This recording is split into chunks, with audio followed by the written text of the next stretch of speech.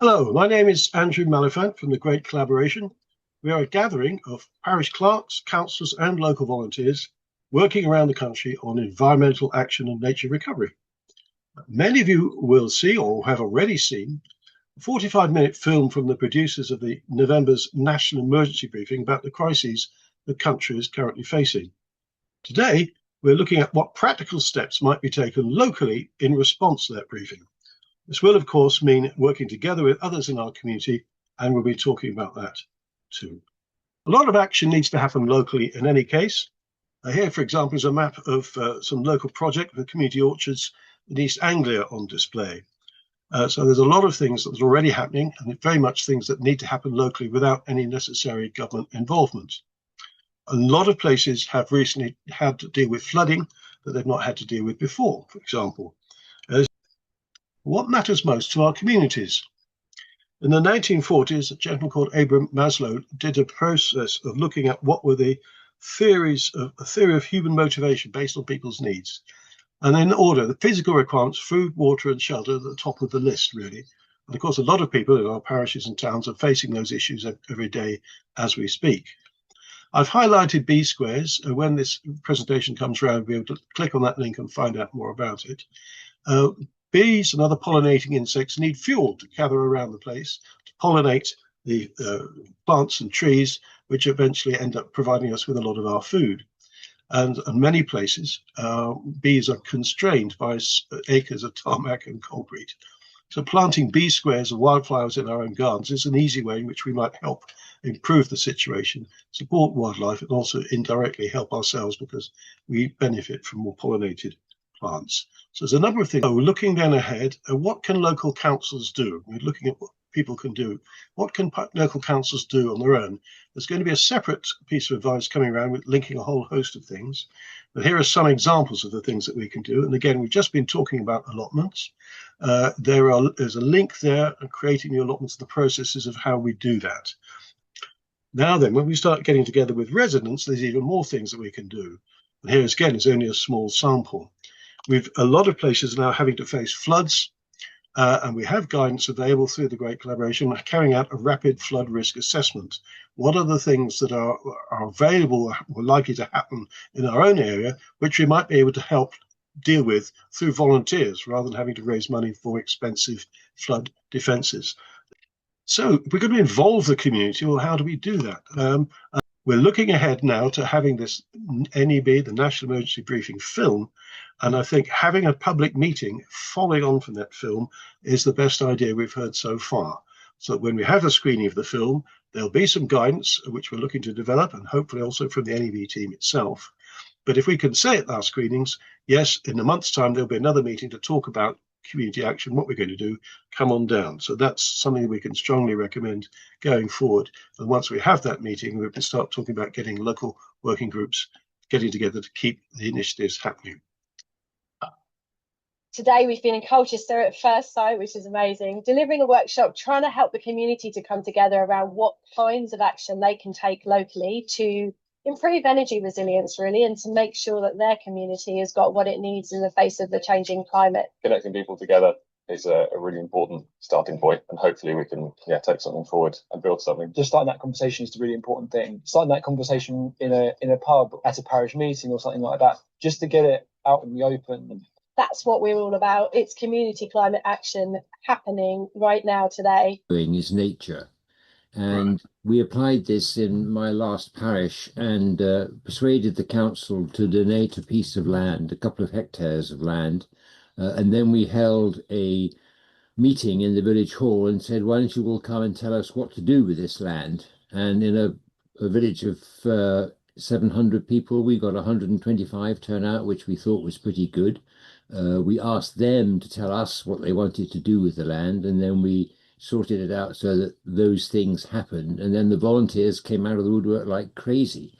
It's particularly useful if you get children involved.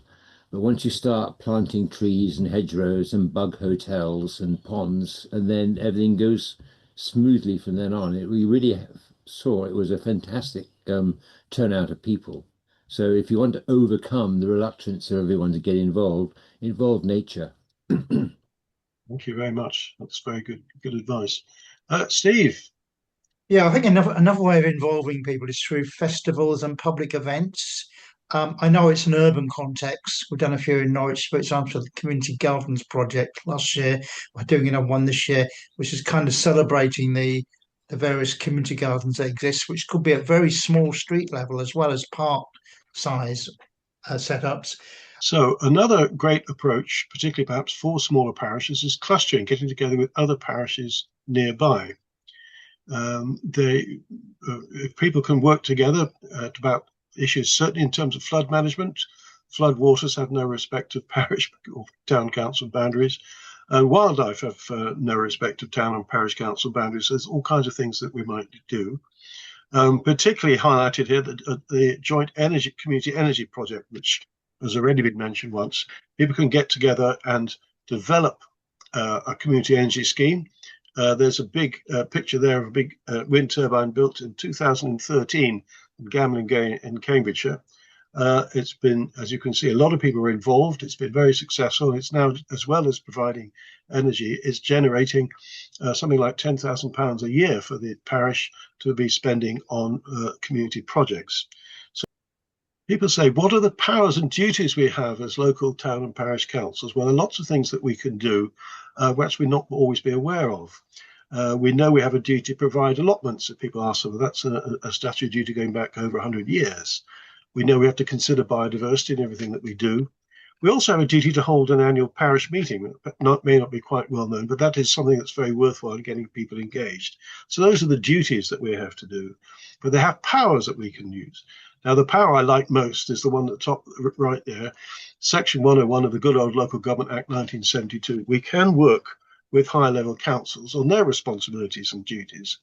So even though we don't have the power of competence to do everything we might like in under our own aegis, we can actually, with their involvement, of course, work on whatever the district, counties and unities are doing as well.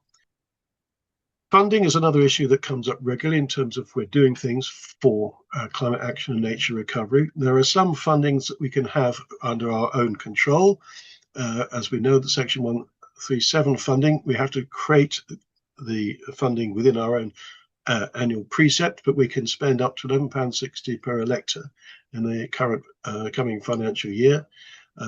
And again, there's a link there to the climate action webpage at SLCC, where we can see a lot more detail about ways we can get money. I usually say money can't find people, but people can find money. There are ways of finding and raising the money that we can apply ourselves to. Just as you were talking about the wind turbine in Gamlingay, that was raised, the money for that locally with share options to invest in the company, and it was entirely funded by local residents and local businesses. So it's a really successful way of raising funding. And if there's a project that local businesses and local residents can really get behind and see the benefit of, obviously, then I've been told that money isn't the reason not to do something. You can get hold of the money if the idea is good enough and you can engage enough people in the approach. So I'm just going to summarize what we've been talking about today. If we've got an issue, particularly if we've seen the National Emergency Briefing film, we want to know what to do next. Look around your local area, see what facilities, what opportunities there may be, connect with local people, connect with community groups, community representatives, maybe schools as well, churches, whatever, or sports clubs. Gather any local evidence for things that might need to be doing and ideas for the future that might happen. Make a declaration there. We don't necessarily have to declare a climate emergency, but if we let people know that things are happening in our parish, in our town, that is quite important, but people can understand that and latch onto it, and maybe more people will come forward.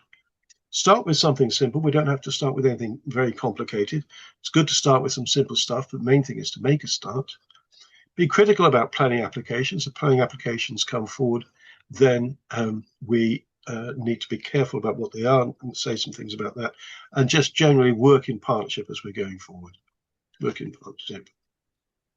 So there are some various bits of advice and guidance that we can get hold of after this meeting. And again, these links will be sent round. Community energy at the top of the page, Wildlife Trust for Natural Emergency. A great collaboration that is ourselves. We have a website. We have a developing knowledge base of good practice. We have weekly sessions on a Wednesday midday to talk about particular topics. And we're supporting county forums at a county-wide basis for people to get together and exchange information and ideas. So there's lots of advice out there, lots of support that's available. We don't have to do it all on our own. And if you would like to get in touch with us particularly, we'd be delighted to hear from you. There's our email address, hello@greatcollaboration.uk. And we're very happy to help people in any way, shape or form.